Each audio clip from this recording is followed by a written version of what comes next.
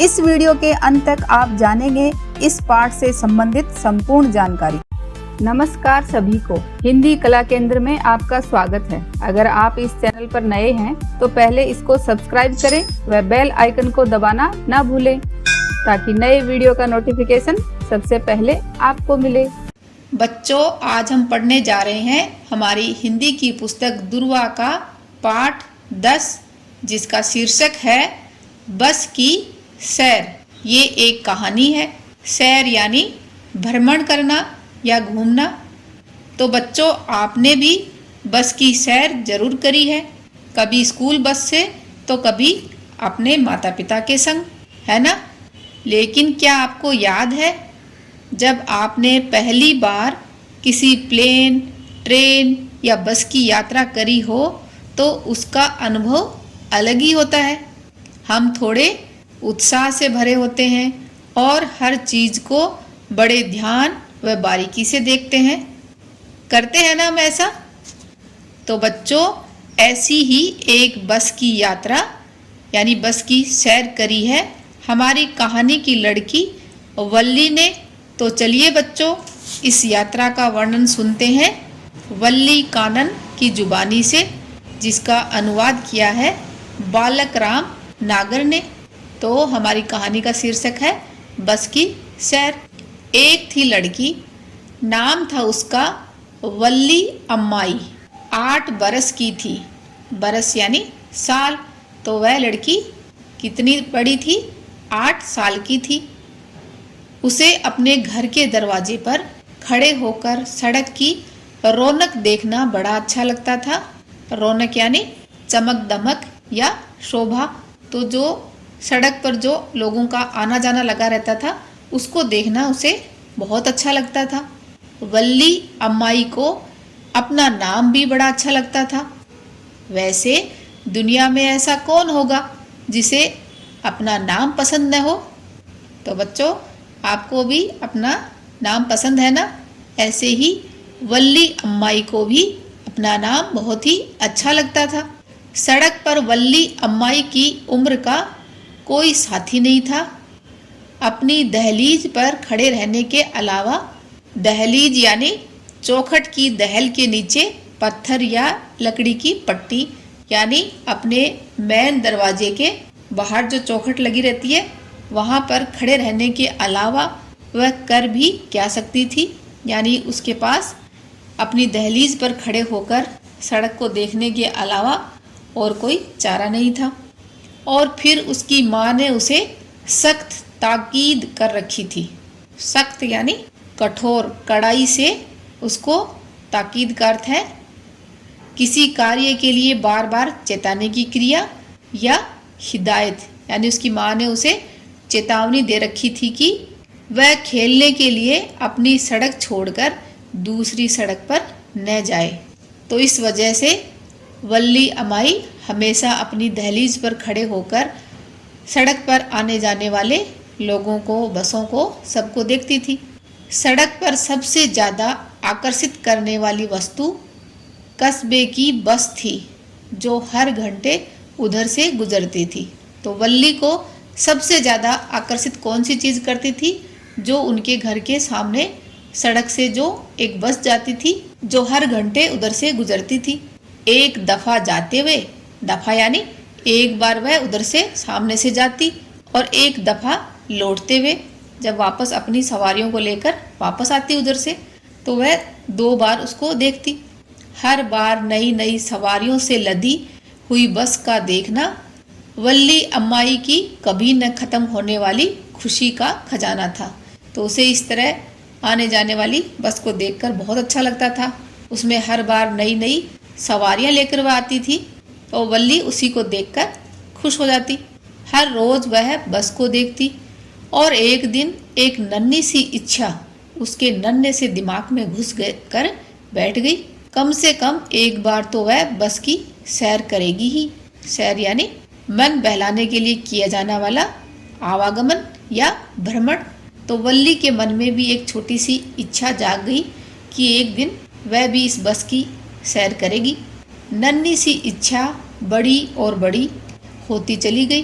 वल्ली बड़ी हसरत यानी बहुत ही हार्दिक इच्छा या उसकी दिली ख्वाहिश से वह उन लोगों की तरफ देखती जो सड़क के नुक्कड़ यानी सड़क के कोने पर बस से चढ़ते उतरते, जहाँ पर बस आकर रुकती थी। उनके चेहरे इसके दिल में सौ इच्छाएं, सपने और आशाएं जगा जाते। उन लोगों को देखकर वल्ली का मन और भी ज़्यादा करता कि ये लोग कितने खुश हैं, उतर रहे हैं, चढ़ रहे हैं, तो काश मैं भी ऐसा करूं। उसकी कोई सखी सहेली जब उसे अपनी बस यात्रा का किस्सा सुनाती, शहर के किसी दृश्य का हाल बताकर डींग हाँकती। डींग हाँकना ये बच्चों एक मुहावरा है जिसका अर्थ है बढ़ चढ़कर बातें करना। तो वल्ली जल भून जाती। जल भून जाना ये भी एक मुहावरा है जिसका अर्थ होता है क्रोध या ईर्ष्या से अत्यंत दुखी होना। तो जब वल्ली की सहेलियां अपनी किसी बस यात्रा का किस्सा उसे सुनाती या वो शहर में गई थी तो वहाँ का दृश्य उसको बढ़ा चढ़ाकर बताती, तो उनसे वल्ली को अंदर ही अंदर ईर्ष्या महसूस होती या कभी उसे गुस्सा आता। घमंडी यानी अभिमानी या अहंकारी। तो घमंडी वह चिल्लाती। चाहे वल्ली और उसकी सहेलियों को इस शब्द का अर्थ मालूम नहीं था, फिर भी इसका बेधड़क इस्तेमाल करती। बेधड़क यानी निर्भय होकर, बिना किसी डर के। जब भी उसकी सहेलियां उसको कहानी सुनाती तो वल्ली उनको घमंडी कहकर चिल्लाती। हालांकि उसे घमंडी का अर्थ क्या होता है वो सब मालूम नहीं था, फिर भी वह इस शब्द का निर्भय होकर इस्तेमाल करती, यानी इस शब्द को वह बार बार बोलती थी।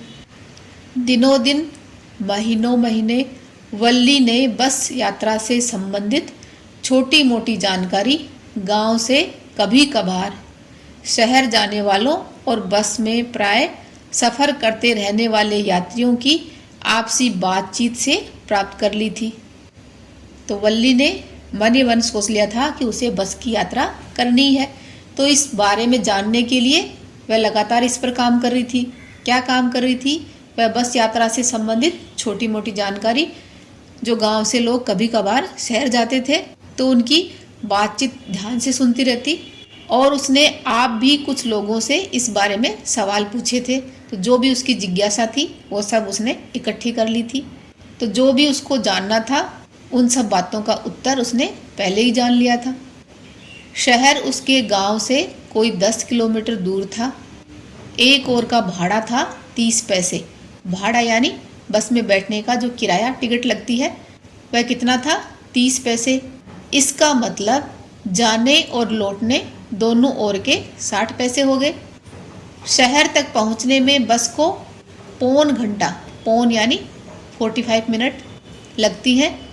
शहर पहुंचकर अगर वह बस में ही बैठी रहे और 30 पैसे और चुका दे, यानी वापस रिटर्न के 30 पैसे और दे दे, तो उसी बस में बैठी बैठी वापस भी आ सकती है।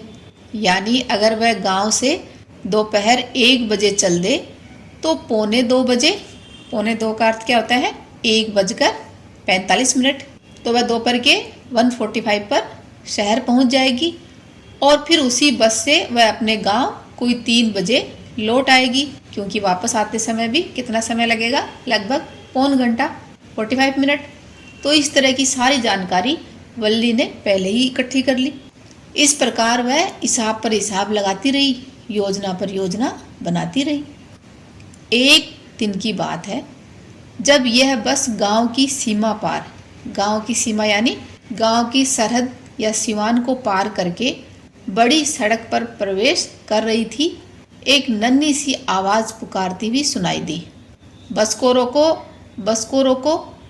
एक नन्हा सा हाथ हिल रहा था। बस धीमी हो गई, यानी थोड़ा धीरे हो गई। कंडक्टर ने बाहर झांका, झांकने का अर्थ है झुककर देखना।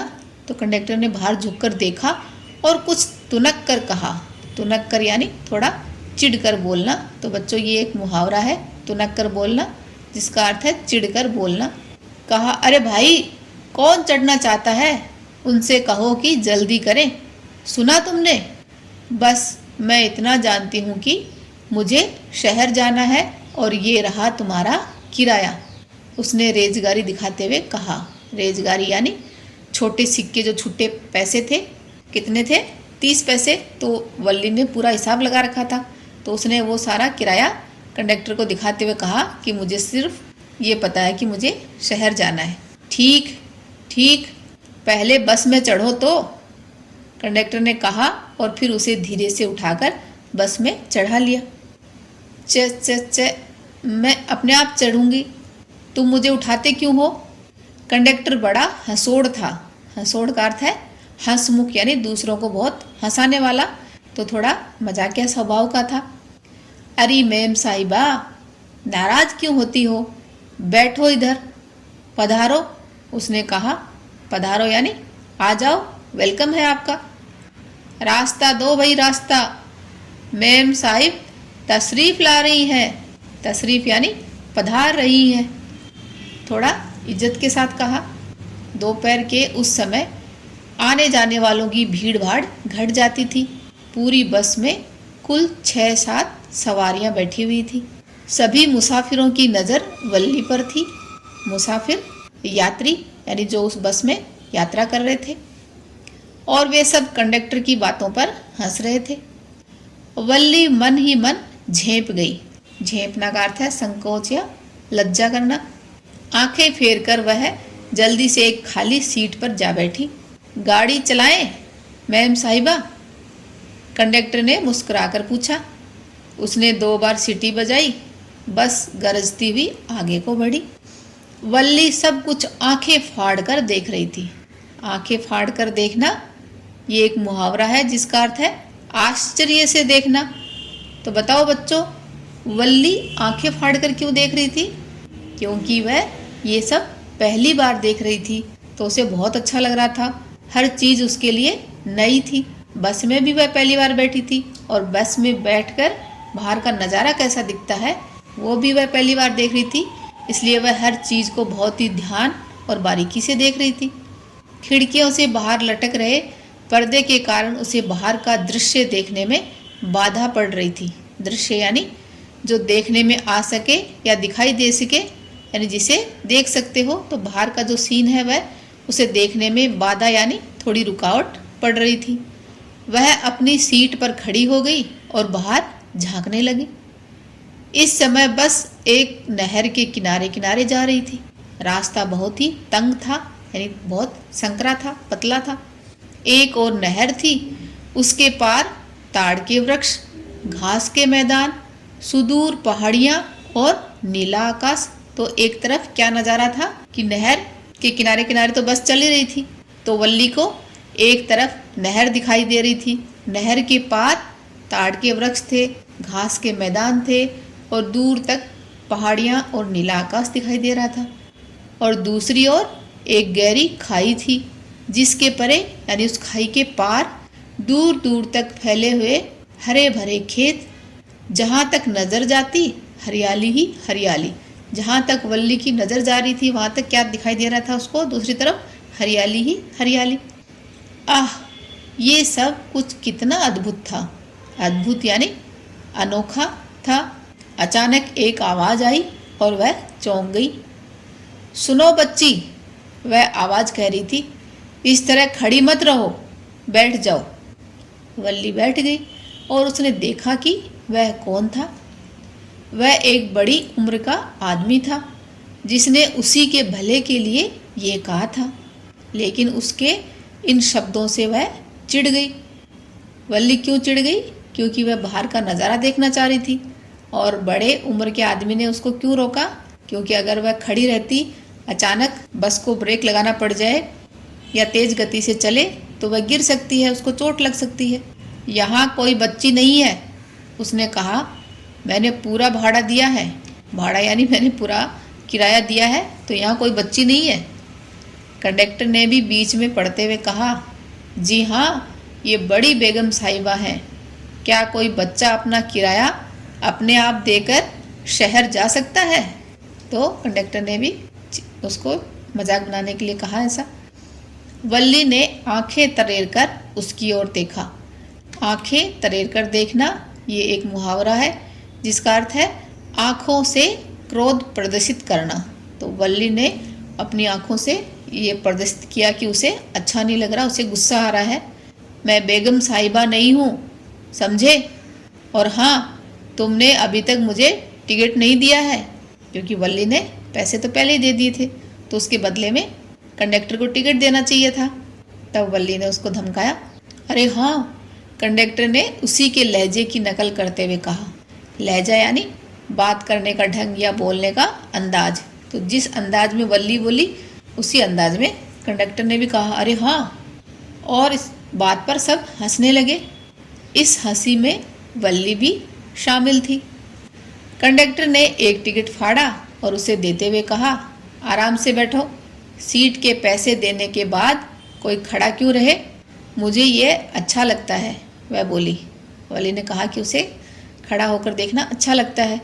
खड़ी रहोगी तो गिर जाओगी, चोट खा जाओगी। गाड़ी जब एकदम मोड़ काटेगी, यानी जब एक मोड़ पर अचानक घूमेगी या झटका लगेगा, तभी मैंने तुम्हें बैठने को कहा है। बच्ची, मैं बच्ची नहीं हूँ, तुम्हें बता दिया ना, उसने कुड़कर कहा। कुड़कर यानी थोड़ा खींच कर कहा, नाराज होकर। मैं 8 साल की हूँ। क्यों नहीं, क्यों नहीं, मैं भी कैसा बुद्धू हूँ। 8 साल, बाप रे। बुद्धू यानी मैं भी कैसा नासमझ व्यक्ति हूँ जो तुम्हें रोक रहा हूँ। 8 साल।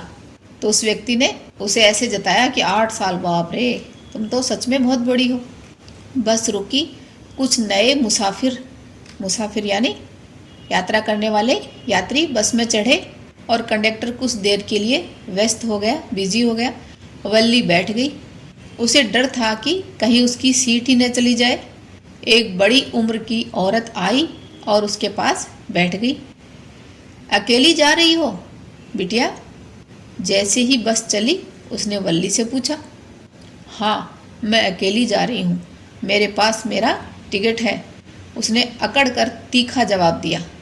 अकड़ का अर्थ है कड़ापन, यानी अपने आप को औरों से बहुत अधिक योग्य, समर्थ या बढ़कर समझने का जो भाव होता है वो अकड़ कहलाता है।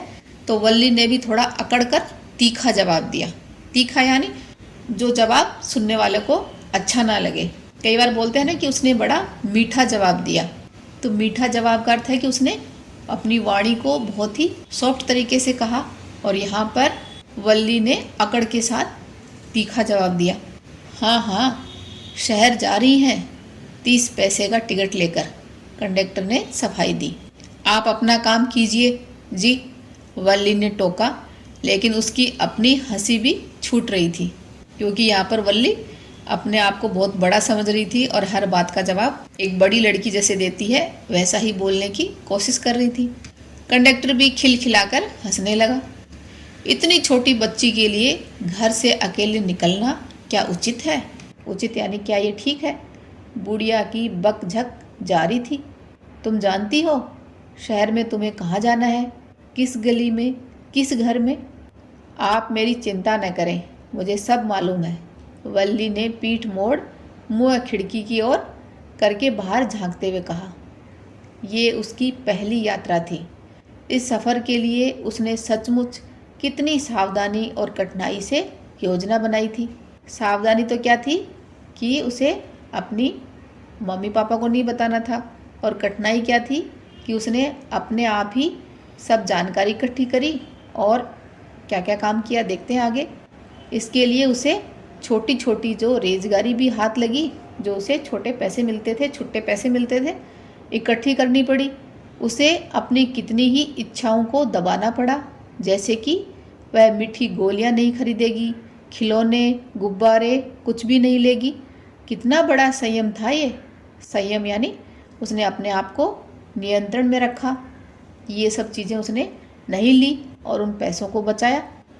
और फिर विशेष रूप से उस दिन जब जेब में पैसे होते हुए भी गांव के मेले में गोल गोल घूमने वाले झूले पर बैठने को उसका कितना जी चाह रहा था, लेकिन फिर भी उसने अपने पैसों को खर्च नहीं किया। क्यों नहीं किया उसने? क्योंकि उसे तो वह सारे पैसे इकट्ठा करके बस की सैर करनी थी। पैसों की समस्या हल हो जाने पर उसकी दूसरी समस्या ये थी कि वह माँ को बताए बिना घर से कैसे खिसके। खिसकना का अर्थ है सरकना या चुपके से चल देना।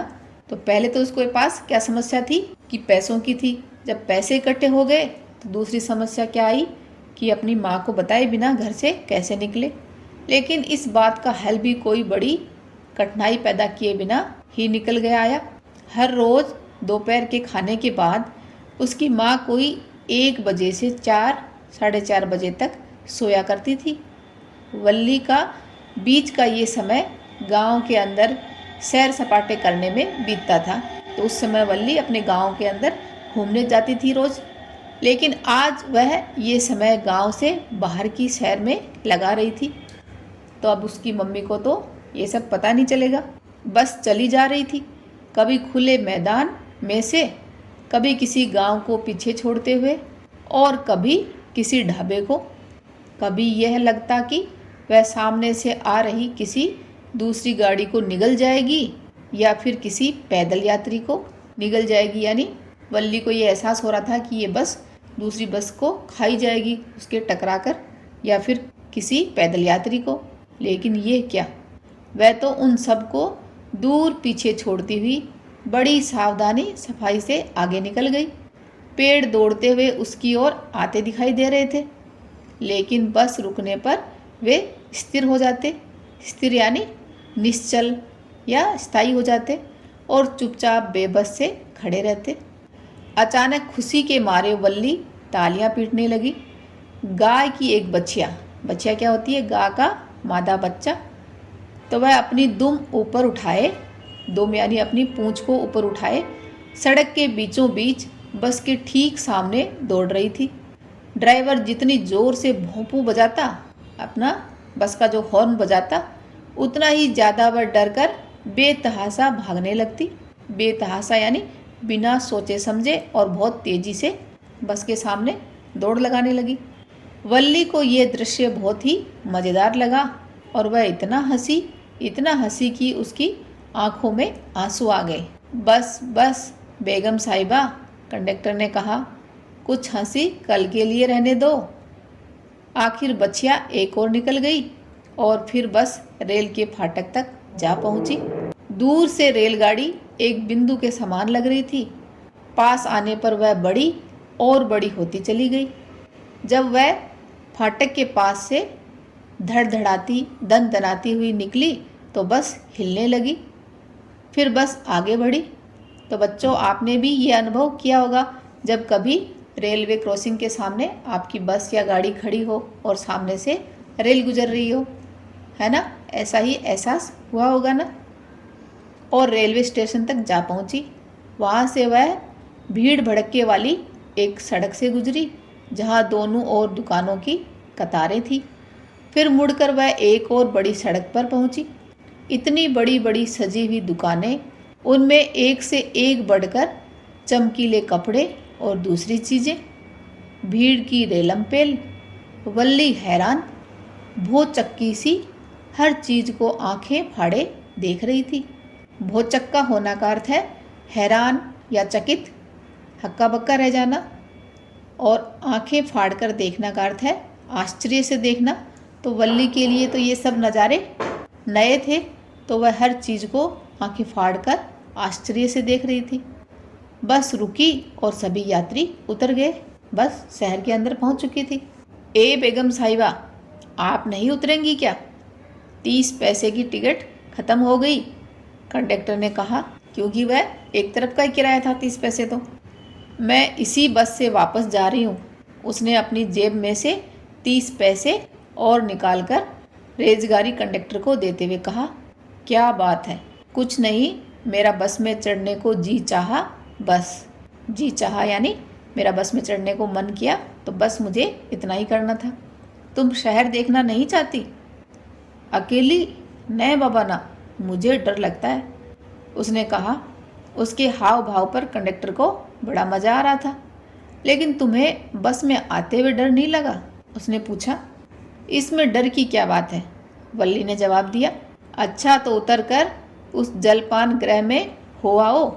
जलपान गृह यानी ऐसा स्थान जहाँ पर बैठकर लोग चाय कॉफ़ी पीते हुए नाश्ता करते हैं, तो सामने कंडक्टर ने वल्ली को दिखाया कि वहाँ जाकर तुम भी कॉफ़ी पी लो, इसमें डर की क्या बात है। मैं नहीं पीऊँगी। अच्छा, तो क्या मैं तुम्हारे लिए कुछ पकोड़े या चबेना लाऊं? पकोड़े या चबेना यानी चने कुछ चबाने के लिए लाऊं?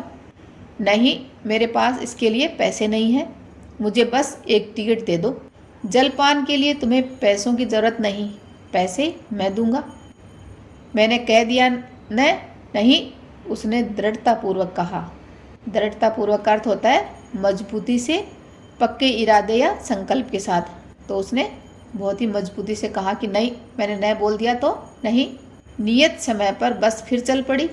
नियत समय यानी निश्चित समय पर बस फिर शहर से वल्ली के घर की तरफ चल पड़ी। लौटती बार भी कोई खास भीड़ नहीं थी। एक बार फिर वही दृश्य जो वल्ली जाते टाइम देख रही थी, लेकिन वह जरा भी नहीं ऊबी। ऊबने का अर्थ है बोरियत या उदासी, मन उचट जाने की स्थिति। तो वल्ली एक बार भी बोर नहीं हुई। हर दृश्य में उसे पहले जैसा मजा आ रहा था। लेकिन अचानक, ओह देखो, वह बछिया सड़क पर मरी पड़ी थी, किसी गाड़ी के नीचे आ गई थी। ओह, कुछ क्षण पहले जो एक प्यारा सुंदर जीव था, वह अचानक अपनी सुंदरता और सजीवता खो रहा था। सजीवता यानी सजीव होने का जो भाव था, यानी वह जिंदा था, अब वह मृत हो गया। अब वह कितना डरावना लग रहा था। फैली हुई टांगें, पथराई हुई आँखें, खून से लथपथ। लथपथ का अर्थ होता है भीगा हुआ या तर। तो वह बछिया खून से भरी हुई सड़क पर पसरी हुई पड़ी थी। उसे देखकर वल्ली को बिल्कुल अच्छा नहीं लगा।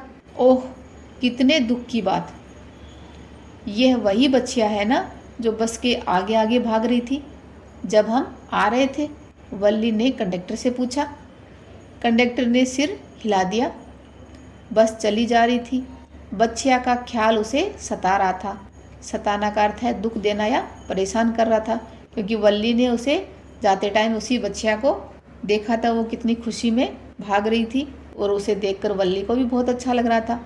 लेकिन अब वल्ली ने उसको मृत अवस्था में देख लिया तो उसे बहुत दुख हो रहा था और उसका बार बार ख्याल उसे परेशान कर रहा था। उसका उत्साह ढीला पड़ गया। उत्साह यानी उमंग या हौसला। तो वो जिस खुशी के साथ बाहर का नज़ारा देख रही थी, वह उसका उत्साह ढीला पड़ गया। अब खिड़की से बाहर झांककर और दृश्य देखने की उसकी इच्छा नहीं रही थी। वह अपनी सीट पर जमी बैठी रही। बस 3:40 पर उसके गांव पहुंची। वल्ली खड़ी हुई। उसने जम्हाई यानी उबासी लेकर कमर अपनी सीधी की और कंडक्टर को विदा कहते हुए बोली, अच्छा फिर मिलेंगे जनाब। तो इस तरह बच्चों वल्ली की बस की सैर पूरी हुई। इस पूरी यात्रा का वर्णन किया वल्ली कानन ने और जिसका अनुवाद किया बालक राम नागर ने। अभी बच्चों आप लोगों के लिए एक छोटा सा सवाल है कि वल्ली का पूरा नाम क्या था, वो आप मुझे कमेंट बॉक्स में लिखकर बताना। अब इस कहानी के अभ्यास प्रश्नों को इसके भाग 2 में करेंगे। अगर हमारे वीडियो बन ही रहे हैं आपके फेवरेट, तो फिर क्यों ना करें इनको लाइक, सब्सक्राइब और रिकमेंड। हमें और बेहतर बनाने के लिए आप कर सकते हैं कमेंट। धन्यवाद।